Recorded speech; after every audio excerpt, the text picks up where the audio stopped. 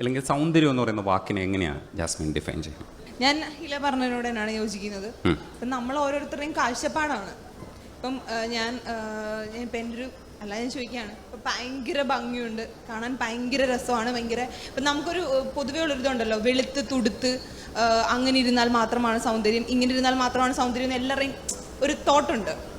അങ്ങനെയൊക്കെ ഉണ്ടായിട്ട് ഭയങ്കര മനസ്സത്ര നല്ലതല്ല, അല്ലെങ്കിൽ എല്ലാവരോടും കുറേ കുശുമ്പ അങ്ങനെയുള്ള ഐറ്റംസൊക്കെ ഉണ്ടായിട്ടുള്ള ആളാണെങ്കിൽ ഒരിക്കലും അവർ സൗന്ദര്യമുള്ള ഒരാളാണെന്ന് എനിക്ക് തോന്നത്തില്ല. എനിക്ക് മനസ്സുകൊണ്ടാണ് ഞാൻ ഒരാളെ എടുക്കുക. എനിക്ക് അവരുടെ ക്യാരക്ടർ, അവരുടെ പേഴ്സണാലിറ്റി എങ്ങനെയാണ് അത് വെച്ചിട്ടാണ് ഞാൻ ആൾക്കാരെ അളക്കുന്നത്.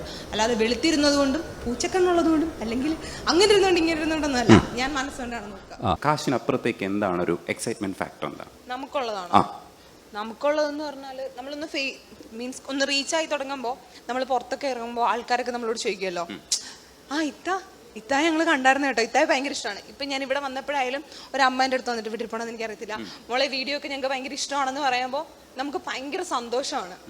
മീൻസ് അവർ നമ്മൾ അത്ര അംഗീകരിക്കുന്നതുകൊണ്ടും സ്നേഹിക്കുന്നതുകൊണ്ടാണല്ലോ അവരത് പറയുന്നത്. അത് നമുക്ക് ഭയങ്കര സന്തോഷം തരും. പൈസയേക്കാൾ മുകളിൽ നമുക്കൊരു സന്തോഷം തരും.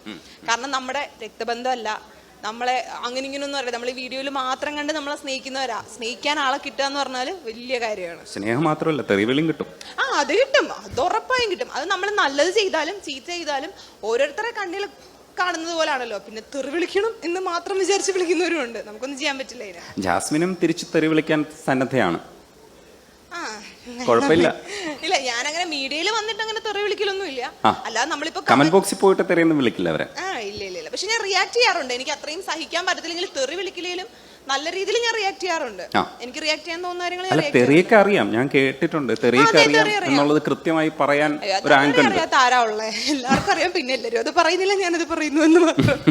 അശ്വതി, ഈ എക്സൈറ്റ്മെന്റ് ഫാക്ടറിൽ ഒരു കാര്യം എന്ന് പറയുന്നത്, നമ്മളിപ്പോ ഒരു വീഡിയോ ഇട്ടിട്ട് അതിന്റെ റെസ്പോൺസ് കിട്ടി തുടങ്ങുമ്പോൾ പിന്നെ നമുക്ക് വീഡിയോ ഇട്ട് റെസ്പോൺസ് കിട്ടിയില്ലെങ്കിൽ നമുക്ക് ഉറക്കം വരില്ല. അതായത് ഇപ്പം കയറി പോകുന്ന ചില വീഡിയോസ് ഫേസ്ബുക്ക് ആണെന്ന് കരുതുക, അതിൽ കയറി പോകുമ്പോൾ നമ്മൾ ചിലപ്പോൾ ഒരു 2 മിനിറ്റ് കഴിഞ്ഞിട്ട് വീണ്ടും നമ്മൾ റിഫ്രഷ് ചെയ്ത് നോക്കും. അപ്പം അത് ഭയങ്കരമായിട്ട് മാറിയിട്ടുണ്ടാവും. അപ്പൊ അതൊരു എക്സൈറ്റ്മെന്റ് ഫാക്ടറാണ്. അപ്പൊ ഇത് അനുഭവിച്ചു കഴിഞ്ഞാൽ നമുക്ക് ഇതിനകത്ത് നിന്ന് പിന്തിരിയാൻ പറ്റില്ല. അപ്പൊ കണ്ടന്റ് നമ്മൾ വലിച്ചുകൊണ്ട് പോകും. നേരത്തെ അസ്ല പറഞ്ഞത് ശരിക്കും ഇതിനകത്ത് ചില കാര്യങ്ങൾ പറയണമെന്ന് തോന്നിയിട്ട് നമുക്ക് അതിലേക്ക് വന്നു. പക്ഷെ ഇതിപ്പോ ഈ പറയാൻ വേണ്ടിയിട്ട്, പറയുമ്പോൾ കിട്ടുന്ന റെസ്പോൺസിന് വേണ്ടിയിട്ട് നമ്മൾ വീഡിയോ ചെയ്യേണ്ടി വരുമോ? അങ്ങനെ ഒരു അവസ്ഥയുണ്ടോ? എന്ന് വെച്ചാൽ ആളുകളുടെ റെസ്പോൺസിന് വേണ്ടിയിട്ട് നമ്മൾ വീഡിയോ ചെയ്യേണ്ടി വരുന്നില്ല. അങ്ങനെ എനിക്ക് തോന്നിയിട്ടില്ല. കാരണം ഞാൻ ഇപ്പോഴും തുടങ്ങിയ ഒരു കാറ്റഗറി ആയിട്ട് തന്നെയാണ് ഇപ്പോഴും സ്റ്റിക്ക് ചെയ്ത് നിൽക്കുന്നത്. ആ കാറ്റഗറിയിൽ നിന്ന് മാറിയിട്ടില്ല. ബ്യൂട്ടി, ഫാഷൻ, ലൈഫ് സ്റ്റൈൽ, പിന്നെ ഇങ്ങനെ സൂയിങ് അങ്ങനത്തെ വീഡിയോസ് ഒക്കെ ആയിട്ടാണ് സ്റ്റാർട്ട് ചെയ്തത്. ഇപ്പോഴും ഞാൻ അതിൽ തന്നെയാണ് നിൽക്കുന്നത്.